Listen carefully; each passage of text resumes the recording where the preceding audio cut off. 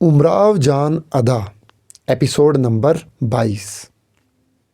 امراؤ: سبحان اللہ، رسوا۔ خیر اب اس فضول بات کو رہنے دیجیے، آبادی جان کا حال کہیے۔ امراؤ: مرزا صاحب، اگر آپ اس کو جوانی کے عالم میں دیکھتے تو یہ شعر ضرور آپ کی زبان پر ہوتا۔ جواں ہوتے ہی وہ تو اور ہی کچھ ہو گئے اے دل، کہاں کی پاک بازی ہم بھی اب نیت بدلتے ہیں۔ جوان ہو کے اس نے وہ صورت شکل نکالی تھی کہ 150 رنڈیوں میں ایک تھی۔ رسوا: اب کیا ہوئی؟ خدا کے لیے جلدی کہیے، کس شہر چلی گئی؟ آخر آفت کیا ہوئی جو آپ ایسی مایوسی کے کلمات کہتی ہیں؟ امراؤ: ہم سے گئی جہان سے گئی۔ رسوا: آخر اب کہاں ہے؟ امراؤ: اسپتال میں ہے، اور کہاں؟ رسوا: یہ کہیے گلے جوانی شگفت۔ امراؤ: جی ماشاء اللہ سے خوب پھولیں پھلیں، صورت بگڑ گئی، رنگت الٹا توا ہو گئی، غرض کے 70 کرم ہو گئے، اب جان کے لالے پڑے ہیں۔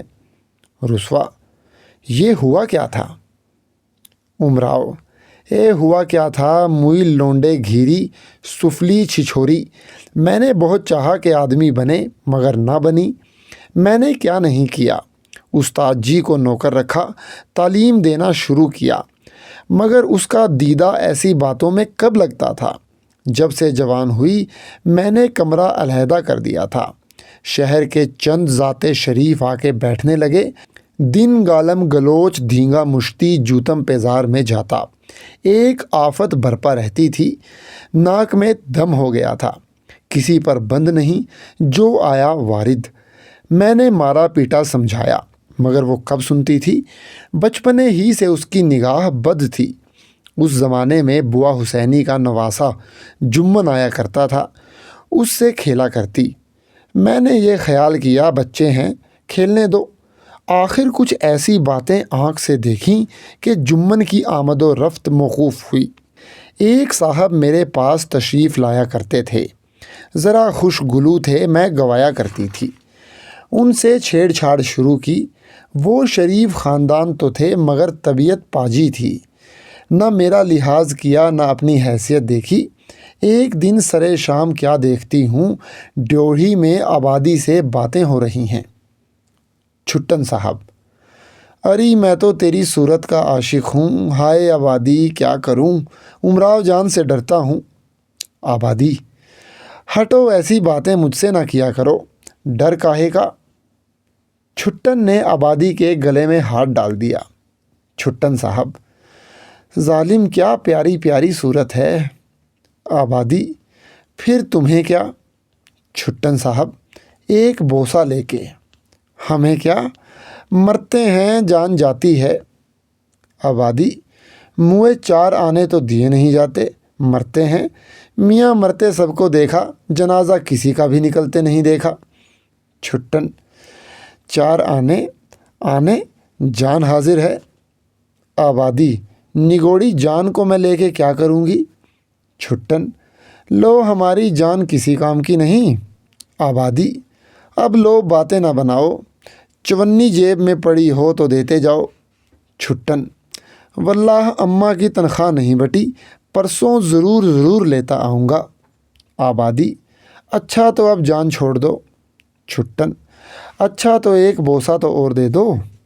آبادی کو چھٹن نے گلے لگایا، آبادی نے ان کی جیب میں ہاتھ ڈالا، کہیں اتفاق سے 3 پیسے پڑے ہوئے تھے، نکال لیے۔ چھٹن: تمہیں ہمارے سر کی قسم پیسے نہ لینا، باجی نے رنگ کی پوڑیا اور مسی منگوائی ہے۔ آبادی: تمہارے سر کی قسم میں تو نہ دوں گی۔ چھٹن: آخر کیا کرو گی؟ پرسوں چونی لے لینا۔ آبادی: واہ، خاگینہ لیں گے۔ چھٹن: 3 پیسے کا خاگینہ؟ اچھا پیسہ لے لو۔ آبادی: 3 پیسے کا خاگینہ کچھ بہت ہوا، نگوڑا بہت دن سے جی چاہتا ہے مگر بیوی لینے نہیں دیتی، کہتی ہیں پیٹ میں درد ہوگا۔ میں تو ایک دن چھپا کے 1 آنے کا خاگینہ کھا گئی، کچھ بھی نہیں ہوا۔ میں نے دل میں کہا کیوں نہ ہو موئی کال کی ماری، بلا نوش ہم تو ذرا سا کھا لیں تو بدہضمی ہو جائے۔ رسوا: کیا اسے کال میں لیا تھا؟ امراؤ: جی ہاں، 1 روپے کو ماں بیچ گئی تھی، 3 دن کے فاقے سے تھی، میں نے روٹی کھلائی اور 1 روپیہ دیا۔ مرزا صاحب مجھے بڑا ترس معلوم ہوا، میں نے تو کہا کہ میرے پاس رہ جاؤ، مگر نہ رہی۔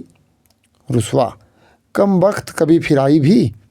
امراؤ: جی کئی دفعہ، لڑکی کو دیکھ کے بہت خوش ہوئی، مجھ کو دعائیں دیتی تھی، سال میں 2-1 مرتبہ آ جایا کرتی تھی، مجھ سے بھی جو کچھ ہو سکتا تھا سلوک کرتی تھی۔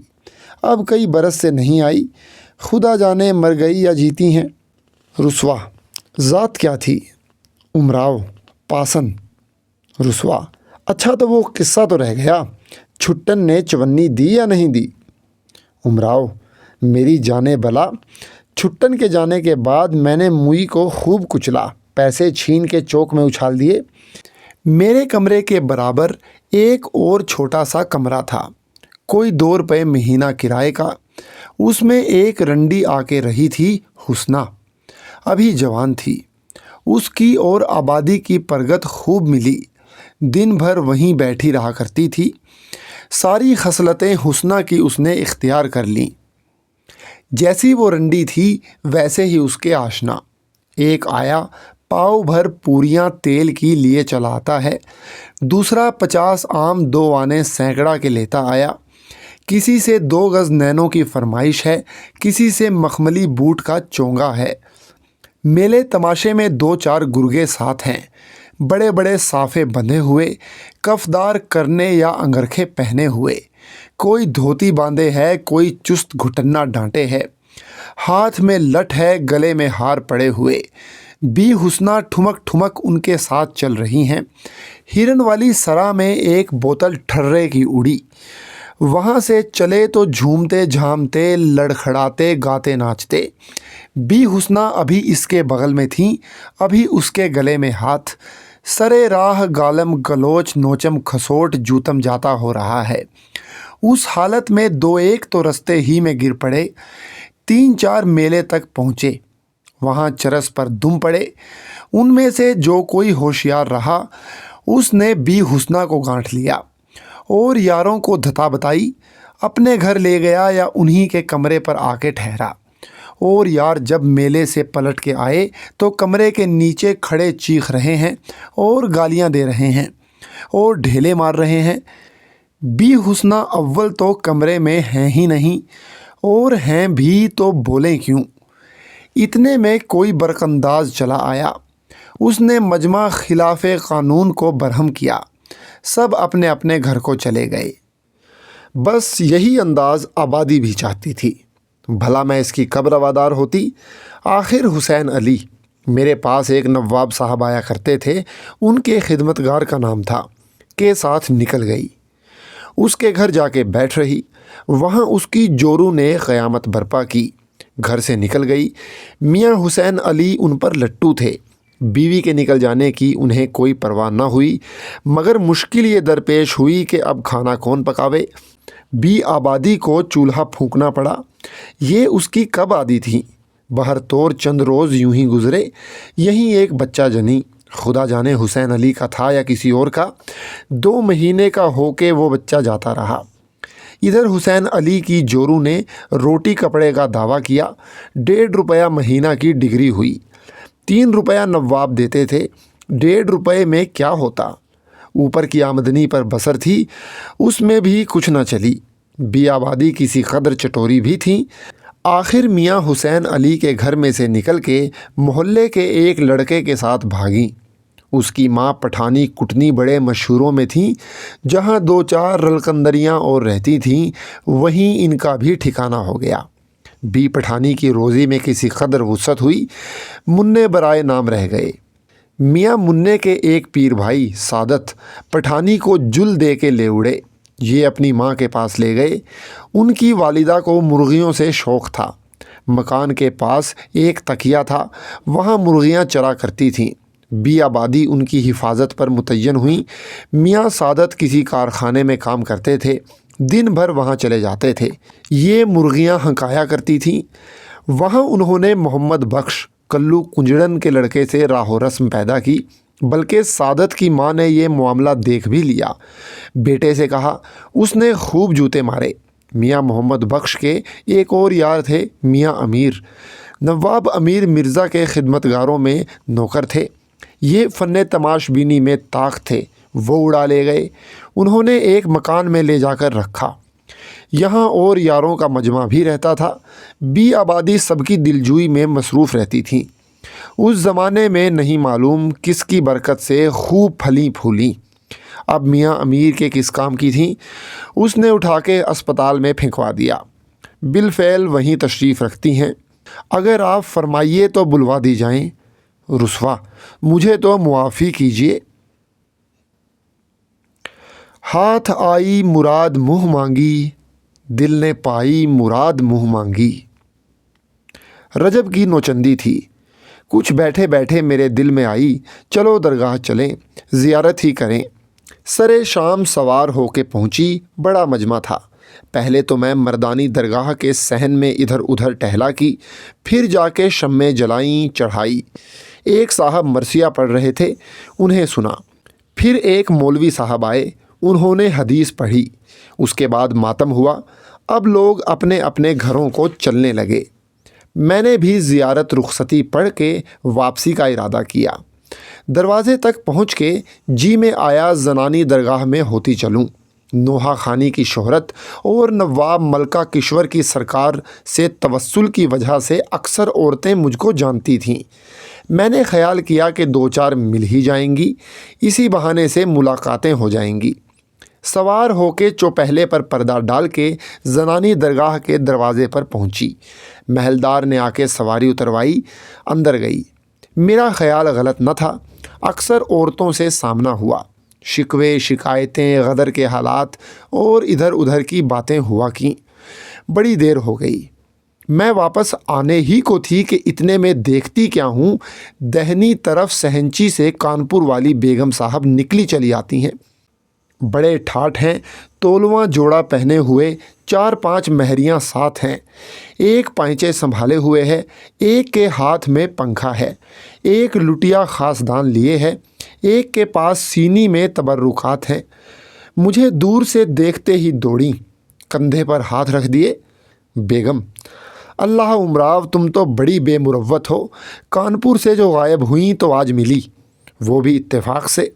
मैं क्या कहूँ, जिस दिन आपके बाग में रात को रही थी, उसी दिन सुबह को लखनऊ से लोग आके मुझे पकड़ के लखनऊ ले गए।